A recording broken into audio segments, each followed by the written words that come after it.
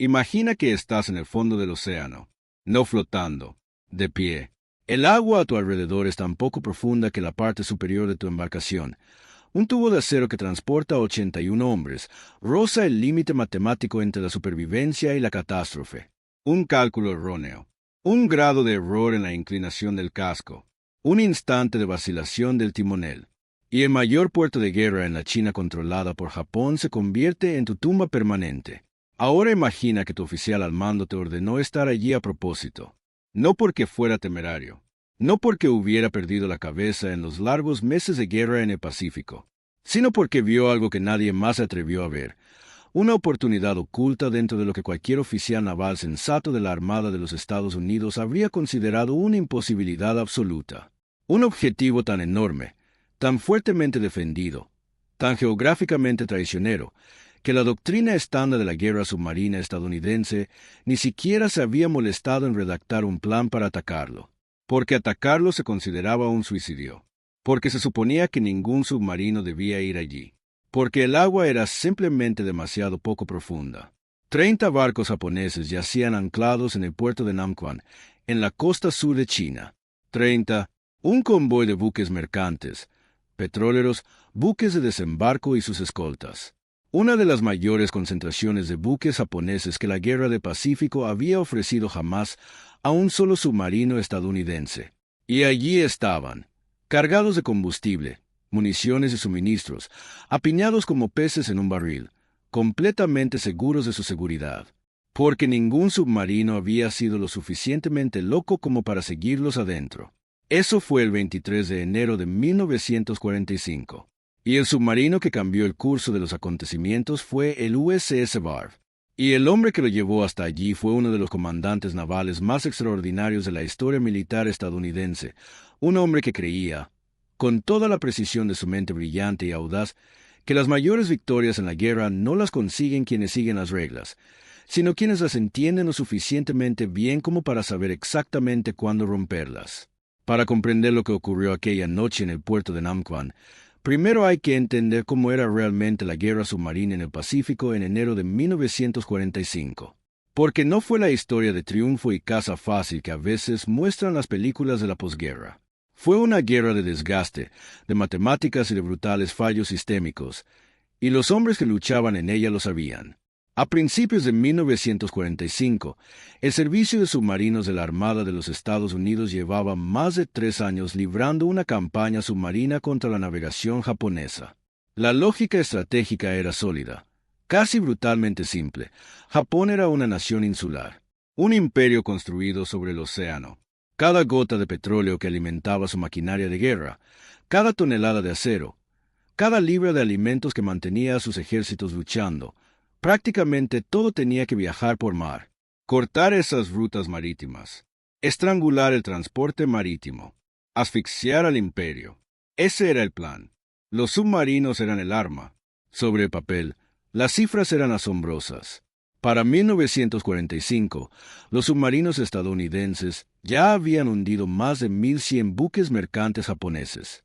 Habían destruido millones de toneladas de carga. La capacidad de los buques cisterna japoneses se había derrumbado.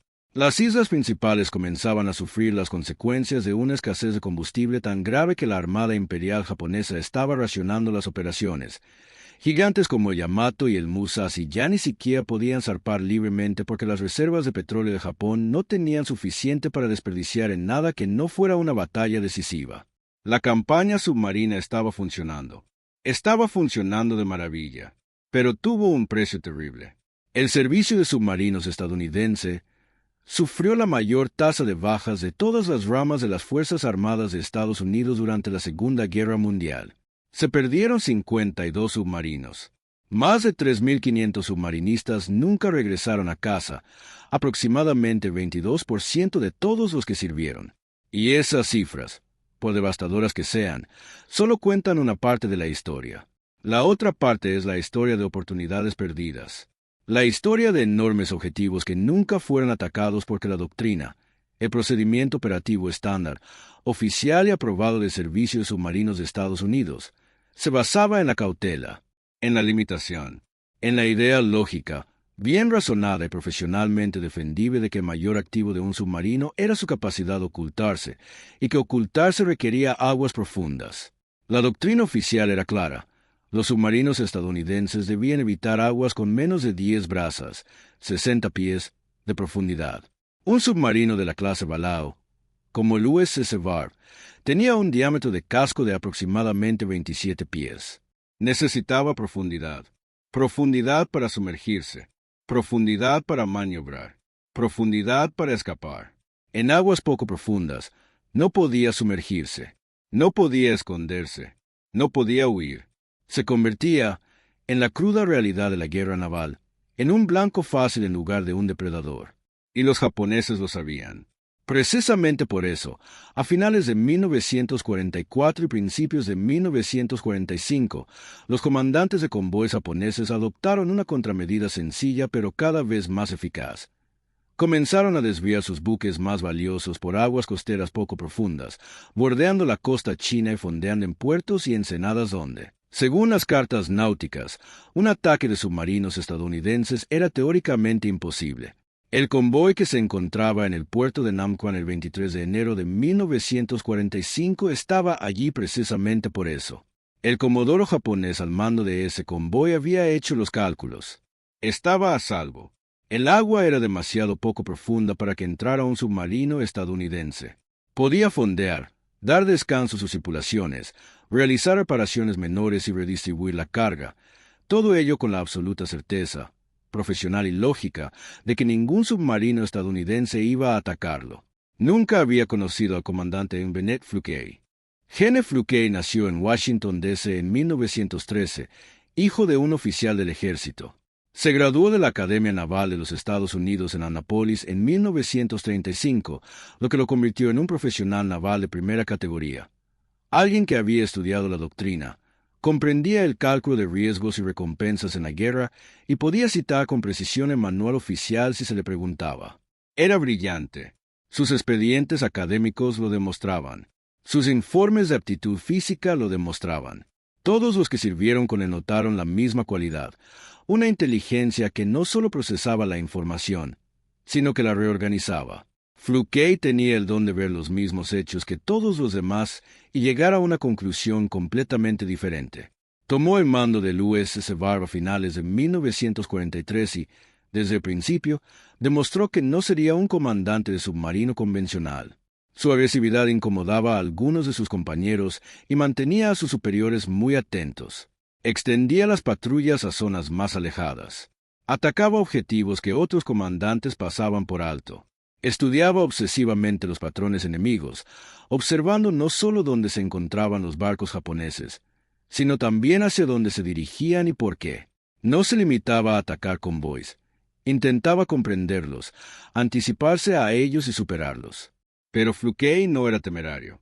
Quizás ese sea el aspecto más importante que hay que comprender sobre él. Existe una diferencia crucial entre la temeridad y la audacia calculada, y Fluke la entendía con la precisión de un matemático. Cada decisión arriesgada que tomaba estaba respaldada por una preparación, un estudio y una planificación de contingencia extraordinarios. Asumía riesgos, sí, pero riesgos que había sopesado con mayor profundidad que las decisiones más conservadoras de la mayoría de los comandantes. Cuando Fluke decidía hacer algo peligroso, por lo general ya había dedicado más tiempo a imaginar todas las posibles maneras en que podría salir mal que a las personas que le decían que no lo hiciera. Él tenía algo más, algo que iba más allá de la habilidad profesional y la inteligencia táctica. Tenía una relación profundamente personal con los hombres que comandaba. Los 80 y tantos marineros a bordo del USS Var no eran para él simples números, ni recursos que desplegar y utilizar al servicio de objetivos estratégicos. Eran su gente. Conocía sus nombres, conocía a sus familias, celebraba sus cumpleaños y escribía cartas a sus padres cuando las cosas iban bien, y se angustiaba por la responsabilidad de sus vidas cuando no. Tenía un dicho, documentado, repetido y recordado por todos los que sirvieron bajo su mando, que la tarea más importante de un comandante de submarino no era hundir barcos. La tarea más importante era traer a su tripulación de vuelta a casa, y sin embargo, los llevó al puerto de Namquan. Los llevó allí porque creía, con cada cálculo mental, cada gráfico estudiado, cada dato recopilado, que podía traerlos de vuelta a casa. Eso era lo que lo hacía extraordinario. No la valentía absoluta, sino un coraje forjado en una preparación tan minuciosa que se convertía en confianza. Una confianza que, desde fuera, parece locura, pero que por dentro se siente como claridad. En enero de 1945, el USS Var se encontraba en su 11ª patrulla de guerra. Era un buque curtido en combate, con una tripulación que confiaba en su capitán como solo se confía en alguien que ha demostrado su valía repetidamente, en la oscuridad, bajo presión. Cuando caían las cargas de profundidad, el casco crujía y lo único que lo separaba de las profundidades era el criterio del timonel. Fluke se había ganado esa confianza a través de 7 patrullas anteriores. Se la había ganado mediante una agresividad que producía resultados, una cautela que salvaba vidas y una asombrosa habilidad para estar en el lugar y el momento precisos, lo cual, como cualquier comandante de submarino honesto le dirá, no es pura suerte. Es inteligencia, preparación y la voluntad de ir donde la suerte suele ser favorable. A estas alturas de la guerra, había desarrollado una profunda obsesión con la costa china. Había estudiado las aguas, las mareas, las cartas náuticas, las variaciones climáticas estacionales. Había hablado con pescadores chinos a través de intérpretes cuando le era posible. Había leído todos los informes presentados por todos los demás comandantes de submarinos que habían operado en esas aguas. Y a lo que había llegado a creer con la tranquila e inquebrantable certeza de quien ha hecho los cálculos 100 veces desde 100 perspectivas diferentes, era que la sabiduría convencional sobre las operaciones en aguas poco profundas no era una ley de la física. Era una falta de valor disfrazada de doctrina estratégica. Sí, el agua en el puerto de Nam Quan era poco profunda, pero no lo era en todas partes. Había canales, corrientes de marea y aproximaciones que, según su minucioso estudio de las cartas náuticas, eran transitables. No cómodamente, no con seguridad, según ninguna definición estándar de la palabra, pero transitables. Y si el agua era transitable, y el puerto estaba lleno de objetivos, y los japoneses estaban seguros de que ningún submarino estadounidense intentaría jamás el paso, entonces el factor sorpresa sería tan completo, tan total, tan matemáticamente abrumador, que el peligro de las aguas poco profundas podría justificarse por la magnitud de lo que se podría lograr. Puede ser. No estaba seguro, pero estaba dispuesto. La información que confirmó la oportunidad llegó a principios de enero de 1945. El reconocimiento había identificado un enorme convoy japonés que fondeaba regularmente en el puerto de Nam Quan, un fondeadero natural de aguas profundas cerca de la costa sur de China que los japoneses utilizaban como punto de reabastecimiento y escala. El convoy en cuestión incluía entre 30 y 39 embarcaciones. Los informes variaban, como suele ocurrir con la inteligencia de combate, desde grandes buques mercantes y petroleros hasta pequeños cargueros costeros con sus escoltas. El tonelaje total representaba una enorme concentración de la capacidad bélica japonesa en un solo lugar. Fluke estudió las cartas náuticas, calculó las ventanas de marea, comparó las aproximaciones con el calado del Var, la profundidad que necesitaba para flotar sin encallar. El Var tenía un calado de aproximadamente 17 pies de agua completamente sumergido a profundidad de periscopio.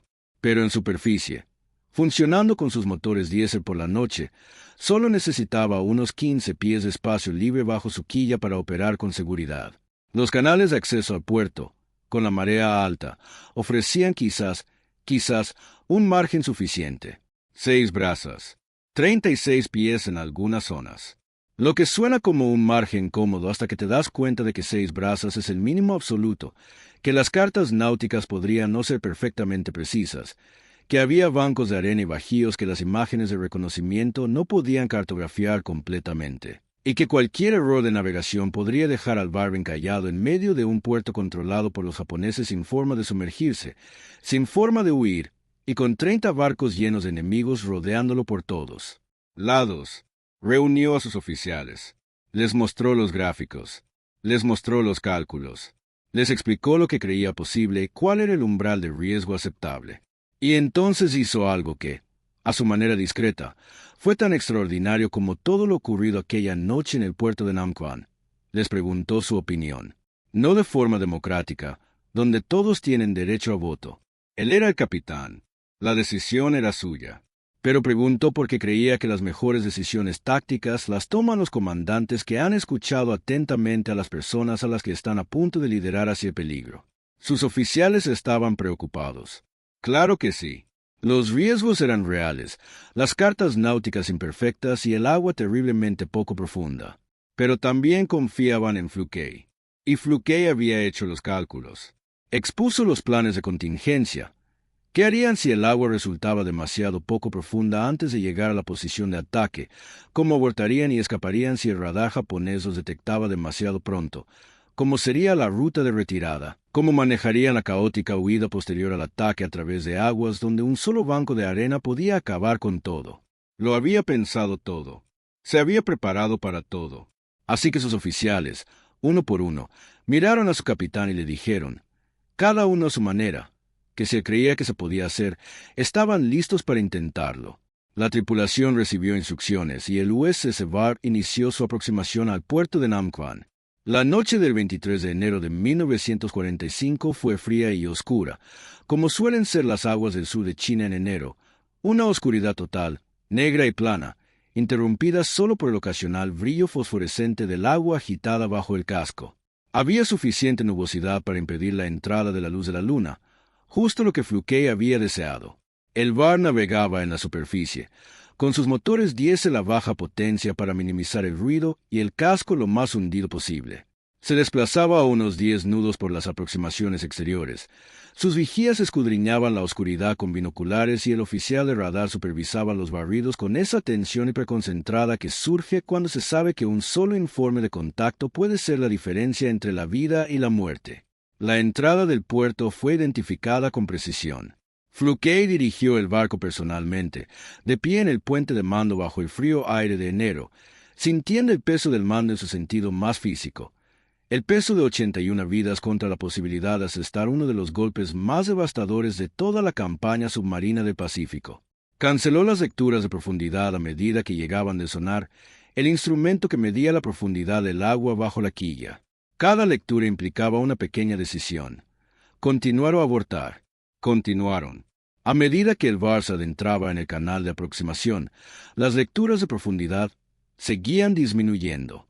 30 pies, 28 pies, 26. Cada pie de margen que desaparecía representaba un grado más de riesgo, un paso más lejos de la posibilidad de una huida segura. Los hombres bajo cubierta que sabían lo que significaban las lecturas, y la mayoría lo sabían, realizaban sus tareas con la particular calma controlada de los profesionales que se han entrenado durante tanto tiempo para un momento que, cuando llega, el entrenamiento se impone al miedo. Las tripulaciones de torpedos revisaban y volvían a revisar sus cargas. La guardia de máquinas mantenía los motores diésel funcionando de forma suave y silenciosa. El equipo de navegación rastreaba su posición con precisión obsesiva. Y entonces aparecieron los objetivos. Nada te prepara del todo para la realidad que la tripulación del Var presenció al entrar en el puerto de Namquan aquella noche. El convoy japonés, anclado, iluminado, aparentemente ajeno a todo lo que ocurría, era enorme. Barco tras barco, sus siluetas oscuras contra el cielo ligeramente más claro, sus luces de navegación a veces visibles, su imponente tamaño inconfundible. 30 buques, posiblemente más. Buques cisterna con su característico francobordo alto. Mercantes con carga a baja altura. Cargueros costeros apiñados. Esto no era una patrulla. Esto no era un simple incidente. Si el Var lograba disparar sus torpedos y escapar, sí, el daño a la capacidad bélica japonesa sería catastrófico. Fluke seleccionó sus objetivos con la serena concentración de quien ha ensayado mentalmente este momento tantas veces que, de alguna manera extraña, la realidad le resulta familiar.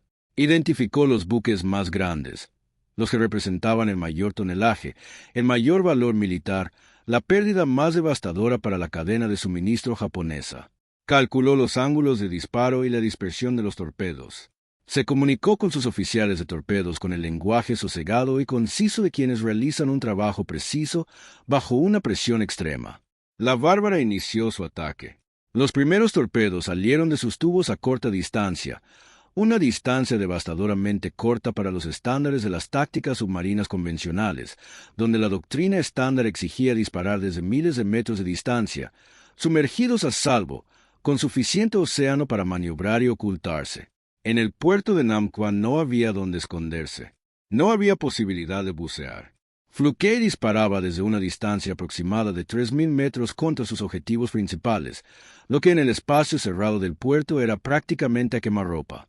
Si los torpedos hubieran impactado correctamente, y los torpedos estadounidenses a principios de 1945 habían solucionado en gran medida los catastróficos problemas de fiabilidad que habían plagado el inicio de la guerra, el impacto habría sido devastador. Corrieron correctamente. Las primeras explosiones rasgaron la oscuridad como el comienzo de una historia apocalíptica, detonaciones masivas y ondulantes que lanzaron columnas de fuego y escombros a cientos de metros de altura sobre el puerto. El sonido era físicamente enorme, de esos que no solo te llegan a los oídos, sino que recorren todo tu cuerpo, que sientes en el esternón, detrás de los ojos y en las plantas de los pies. Las explosiones secundarias siguieron casi de inmediato, cuando todo lo que se almacenaba en las bodegas de los buques siniestrados, combustible, municiones, gases comprimidos, alcanzó las explosiones iniciales y añadió su propia energía catastrófica al caos. El puerto estalló. En poco más de 9 minutos, el USS Var disparó 12 torpedos. 12. En 9 minutos. Con una eficiencia que rozaba la perfección mecánica, Fluke y su tripulación accionaban los tubos lanzatorpedos, identificaban nuevos objetivos en el caos y la confusión de los barcos en llamas y los reflectores que se movían frenéticamente sobre el agua, y lanzaban un arma tras otra contra el compacto convoy. Análisis posteriores atribuyeron al ataque del Var el hundimiento o los graves daños a un número considerable de barcos, incluidos grandes petroleros y buques de carga, cuya pérdida repercutiría en el sistema logístico japonés durante semanas. Algunas estimaciones cifran los daños en 7 u 8 barcos hundidos por completo y varios más en llamas y gravemente dañados. Las cifras exactas, como ocurre con la mayoría de los enfrentamientos nocturnos de este tipo, eran difíciles de verificar con absoluta certeza, pero la idea general era clara. El Var había llevado a cabo uno de los ataques submarinos individuales más exitosos de toda la Guerra del Pacífico. Y ahora tenía que salir. La huida del puerto de Namquan fue, a su manera, tan extraordinaria como el ataque. Los japoneses, al percatarse de lo que sucedía, reaccionaron con todos sus recursos. Los buques de escolta se pusieron en marcha. Los reflectores barrían las aguas. Las baterías costeras. Había posiciones de artillería japonesas en los promontorios que dominaban el puerto. Comenzaron a disparar. El agua alrededor del Var se agitaba por el ruido de las hélices, las explosiones de los proyectiles y la turbulencia provocada por los barcos en llamas que se hundían bajo la superficie. Y Fluke la condujo a toda velocidad, sobre la superficie, en aguas poco profundas, a través de un puerto que ahora era muy consciente de su presencia. La velocidad máxima del Var con sus motores diésel era de aproximadamente 20 nudos, unos 37 kilómetros por hora. Lo que puede parecer relativamente modesto hasta que se comprende que navegaba en aguas tan poco profundas que un solo error de cálculo en la navegación podría haber hundido su proa en un banco de arena y haber puesto fin a la historia en ese mismo instante. El equipo de navegación trabajaba con cartas náuticas, con la lectura del sonar y con la precisión colectiva que solo se consigue con una tripulación que ha entrenado junta durante mucho tiempo y confía plenamente la una en la otra. En un momento dado durante la huida, la lectura del sonar descendió tanto que registró que la quilla del Var estaba a pocos metros del fondo. No a pocos metros de la borda, sino a pocos metros de encallar. A 20 nudos. En una zona de combate, con escoltas japonesas y baterías costeras buscándolos activamente. Fluke no se detuvo. Ajustó el rumbo unos pocos grados, comprobó la lectura y siguió adelante. Más tarde, mucho más tarde, en la seguridad de las salas de análisis y en la tranquila reflexión de la escritura de sus memorias, describiría aquel momento con su característica sobriedad. El agua había estado demasiado poco profunda para su tranquilidad, señalaría, pero habían salido adelante.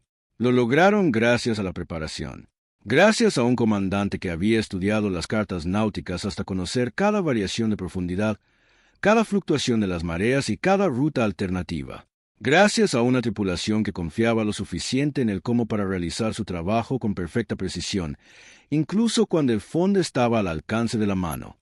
Gracias a la voluntad, en última instancia, de hacer algo que todo oficial naval profesional de la época había sido entrenado para creer que era imposible, y de lograrlo no por suerte, sino por conocimiento, habilidad y una cualidad que no tiene nombre oficial en ningún manual naval, pero que todo gran líder reconoce al verla. El USS Var salió del puerto y se adentró en mar abierto mientras los incendios que había provocado ardían a sus espaldas, de color naranja y rojo contra el oscuro cielo de enero, visibles a kilómetros a la redonda. Los buques de escolta que la perseguían retrocedieron. Estaban diseñados para proteger a los barcos en puerto, no para perseguir un submarino en mar abierto, y sus comandantes tomaron la decisión racional de que la persecución en aguas más profundas era más peligrosa que beneficiosa. 81 hombres. Ni uno solo muerto, ni uno solo herido. El Var regresó del puerto de Nam Quan con todos sus tripulantes a bordo ilesos. El informe posterior a la operación que el comandante Eugene Fluke presentó tras el ataque al puerto de Nam Quan es una obra maestra del lenguaje profesional, sobrio que, a pesar de su formalidad burocrática, logra transmitir la magnitud de la acción. Fluke describió su ruta de aproximación, su metodología de selección de objetivos, sus procedimientos de ataque con torpedos y sus tácticas de escape. Incluyó las lecturas de profundidad. Señaló las limitaciones de las cartas náuticas. Proporcionó su evaluación de los daños causados por el enemigo. Recomendó, con un lenguaje cuidadoso y mesurado, que se revisara la doctrina convencional sobre la profundidad mínima para las operaciones submarinas. Cuando el informe llegó al cuartel general de la flota, la reacción fue una mezcla de asombro e incredulidad, una respuesta que la comunidad naval reconocería como habitual ante algo que parecía imposible. El Var había logrado lo que, en teoría, era imposible. Había entrado en un puerto enemigo en aguas que, según la doctrina oficial, eran demasiado poco profundas para operar. Había disparado una cantidad extraordinaria de torpedos en un lapso de tiempo extraordinariamente corto. Había infligido daños devastadores. Y había salido ileso. La mención de la medalla de honor otorgada a Eugene Fluke, la máxima condecoración militar de Estados Unidos, describió el ataque al puerto de Nam Quan como uno de los ataques submarinos más audaces y exitosos de la guerra. Destacó su gran valor personal y su extraordinaria audacia y espíritu de lucha. Si bien la descripción era correcta, resultaba insuficiente para reflejar la magnitud de lo que él y su tripulación habían logrado, algo quizás inevitable. Los mejores momentos de la historia militar siempre superan las palabras para describirlos. Pero, sorprendentemente, el puerto de Nam Quan ni siquiera fue la hazaña más audaz que el USS Var realizaría antes de que terminara la guerra. En julio de 1945, durante la que sería la última patrulla de guerra del Var, Fluke haría algo que literalmente nunca se había hecho en la historia de la guerra submarina, algo tan improbable que, incluso ahora, suena más a algo inventado por un novelista que a algo que realmente sucedió. Desembarcaría un grupo de 8 voluntarios de su tripulación en la costa de la isla japonesa de Karafuto, territorio japonés, y esos hombres, armados con explosivos y ese tipo particular de valentía insensata que el mando de Fluke lograba infundir en marineros comunes, colocarían una carga en una vía férrea, la detonarían al paso de un tren de tropas japonés y escaparían de regreso al Var sin perder a un solo hombre. El USS Var se convirtió en el único buque estadounidense de la Segunda Guerra Mundial en llevar a cabo una operación terrestre armada en las islas principales de Japón. La tripulación de Fluke añadió un pequeño dibujo rudimentario a la bandera de batalla del submarino, una diminuta locomotora rodeada de marcas de explosión, y lucieron esa distinción con un orgullo que ha perdurado a lo largo de las décadas. Lo que ocurrió después del 23 de enero de 1945, una vez extinguidos los incendios en el puerto de Nam Quan, asentados los cascos de los barcos hundidos en el fondo marino y presentados los informes de los supervivientes del convoy al mando logístico de la Armada Imperial Japonesa, supuso un cambio pequeño pero significativo en el curso de la Guerra del Pacífico. Los barcos que el Var hundió aquella noche no eran meras estadísticas en un registro de daños. Representaban capacidad de suministro. Era combustible que no llegaría a las islas controladas por los japoneses. Era munición que no se distribuiría a las tropas de guarnición encargadas de defenderse del avance estadounidense. Era comida que no alimentaría a esas tropas. En 1945, la situación de suministro de Japón ya era crítica. Cada pérdida de capacidad de transporte marítimo era una pérdida que el sistema no podía absorber fácilmente, y las pérdidas que el VAR infligió en 9 minutos de torpedeo en el puerto de Namquan distaban mucho de ser insignificantes. Pero el impacto más profundo de lo que hizo Fluke fue doctrinal. No de inmediato. La doctrina militar institucional cambia lentamente, y la elección específica del puerto de Namquan fue difícil de aplicar universalmente, ya que dependió por completo de la combinación particular de un comandante extraordinario, una tripulación excepcionalmente bien entrenada y un conjunto muy específico de circunstancias geográficas y meteorológicas. No se puede redactar una doctrina general en torno a un acto de audacia único en la guerra. Lo que sí se puede hacer, y lo que finalmente se hizo en la evaluación de las operaciones submarinas en el Pacífico tras la guerra, es reconocer que la doctrina de la profundidad mínima había sido demasiado conservadora, que los límites operativos establecidos por la opinión oficial eran meras líneas en una carta náutica, no leyes de la naturaleza, que existían comandantes y tripulaciones capaces de hacer cosas que la doctrina consideraba imposibles, y que la existencia de esas capacidades debería guiar la planificación y el desarrollo de la siguiente guerra. El servicio de submarinos estudió los informes de patrulla de Fluke durante años después de la guerra. Su estrategia en el puerto de Namquan, la meticulosa planificación previa, el cálculo de las mareas, la ruta de contingencia, los criterios de aborto establecidos antes de la aproximación, se convirtió en un modelo de cómo podían ser las operaciones submarinas agresivas cuando se basaban en una preparación exhaustiva en lugar de la imprudencia. Sus informes de batalla se utilizaron como material didáctico. Su estilo de mando, la combinación de agresividad y preparación, el compromiso con el bienestar de la tripulación junto con el compromiso con la excelencia operativa, la disposición a cuestionar la doctrina desde una posición de conocimiento profundo en lugar de mera impaciencia, fue estudiado y enseñado. Tras la guerra, Fluke permaneció en la Armada y ascendió al rango de contraalmirante. Según todos los testimonios, siguió siendo exactamente el mismo tipo de oficial que había sido como comandante. Reflexivo, meticuloso, enérgico cuando las circunstancias lo requerían y absolutamente comprometido con las personas a su cargo. Escribió sus memorias, Thunder Below, que siguen siendo uno de los relatos de primera mano más célebres sobre la guerra submarina jamás publicados. Un libro que, incluso hoy, conserva esa particular intensidad y serenidad propias de quien sabe contar una historia porque la vivió en carne propia. Murió en 2008, a los 94 años. En sus obituarios se destacaba que fue el comandante de submarino más condecorado de la Segunda Guerra Mundial. Mencionaban la medalla de honor, las 4 cruces de la Armada y la mención presidencial a la unidad. Destacaban los 17 barcos hundidos y las 96.000 toneladas de buques japoneses destruidos o dañados durante todas las patrullas del VAR. Mencionaban el puerto de Namquan. Mencionaban el tren. Lo que los obituarios no pudieron captar del todo, lo que ninguna lista de condecoraciones, cifras de tonelaje o recuentos de barcos puede captar del todo, es lo que realmente significó la noche del 23 de enero de 1945. Ser uno de los 81 hombres a bordo del USS VAR mientras se deslizaba a través de 30 pies de agua oscura hacia un puerto lleno de enemigos y su capitán permanecía en el puente, bajo el viento frío, y les decía, con su voz tranquila y segura, que iban a entrar y que iban a volver a salir. La bandera de batalla del USS VAR se conserva hasta hoy. Lleva grabadas las marcas de cada barco que hundió, cada navío enemigo que dañó y cada patrulla que completó. Entre esas marcas, esos pequeños y sencillos símbolos de destrucción y supervivencia, se encuentra la pequeña locomotora de dibujos animados con la explosión a su alrededor, la huella de 8 hombres que estuvieron en suelo japonés y regresaron a casa para contarlo. Entre esos datos, si sabes dónde buscar, se encuentra la historia del puerto de Namquan, un puerto lleno de barcos que, según la doctrina, eran seguros. Un submarino en aguas demasiado poco profundas para estar allí. Un comandante que hizo los cálculos y decidió que los cálculos indicaban que debía seguir adelante. En la historia de la guerra, existe un tipo de valentía fácil de comprender.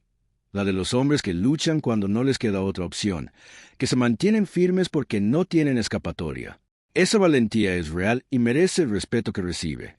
Pero existe otro tipo de valentía más difícil de comprender, más difícil de explicar y, quizás, en última instancia, más rara.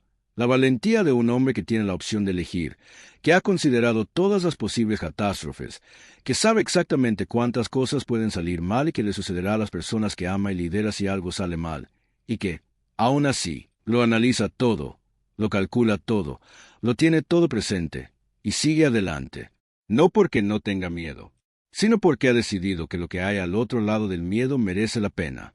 Eso fue lo que Gene Fluke llevó al puerto de Namquan el 23 de enero de 1945. Eso fue lo que trajo de vuelta. No solo 81 hombres y una cifra de torpedos que aún asombran a los historiadores navales, sino la prueba, una prueba viviente, palpable, grabada en la historia, de que la audacia respaldada por la preparación no es imprudencia. Es la máxima expresión de valentía profesional. Y que a veces el lugar más peligroso en una guerra es aquel donde el enemigo está seguro de que no puedes estar.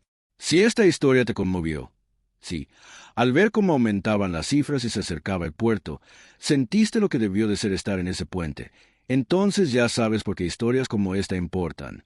Porque la historia no es solo el registro de lo sucedido. Es un mapa de lo que los seres humanos son capaces de hacer en la oscuridad, cuando todo está en juego y lo único que separa el desastre del triunfo es la calidad del juicio de una persona y la confianza de quienes la siguen. Si esta historia mereció tu atención, también merece tu me gusta. Solo te llevará 2 segundos y ayudará a que este canal llegue a las personas que necesitan escuchar estas historias tanto como tú hoy. Y si aún no te has suscrito a Historial Verificado, ¿a qué esperas? Cada semana buscamos esos momentos que los libros de texto omitieron, a las personas que la historia mencionó una sola vez y luego olvidó, las batallas, decisiones y actos de valentía individual que moldearon el mundo en el que vive sin que nadie se detuviera a contar la historia como es debido. Aquí es donde viven esas historias. Suscríbete y forma parte de esta comunidad. Ahora quiero saber tu opinión. En los comentarios de abajo, dime esto. Si hubiera sido uno de los 81 hombres a bordo del USS Barb aquella noche de enero, sabiendo exactamente lo que el capitán planeaba hacer, sabiendo que el agua era poco profunda, que el puerto estaba lleno, que no había dónde bucear ni dónde esconderse, y que todo dependía del criterio de un solo hombre, ¿habrías confiado en él? ¿Habrías ido? Piénsalo, porque la respuesta te dirá algo importante sobre ti mismo. La próxima vez en este canal, regresaremos a una noche en el Pacífico de 1942, cuando 4 cruceros estadounidenses se adentraron en una oscuridad que ninguno comprendía del todo, en aguas controladas por un enemigo que había dedicado años a perfeccionar un arma cuya existencia desconocían, y en un desastre tan completo y catastrófico que la Armada mantuvo en secreto los detalles durante años, pues no podían explicar cómo había ocurrido sin revelar su enorme error estratégico. Isla Savo. La batalla que la Armada de los Estados Unidos preferiría que olvidaras. Esa historia está por llegar, y no querrás perdértela. Gracias. A todos los miembros de esta comunidad que ven, comentan y comparten estas historias con quienes creen que merecen conocerlas, gracias. Ustedes son la razón de ser de esto. Hasta la próxima.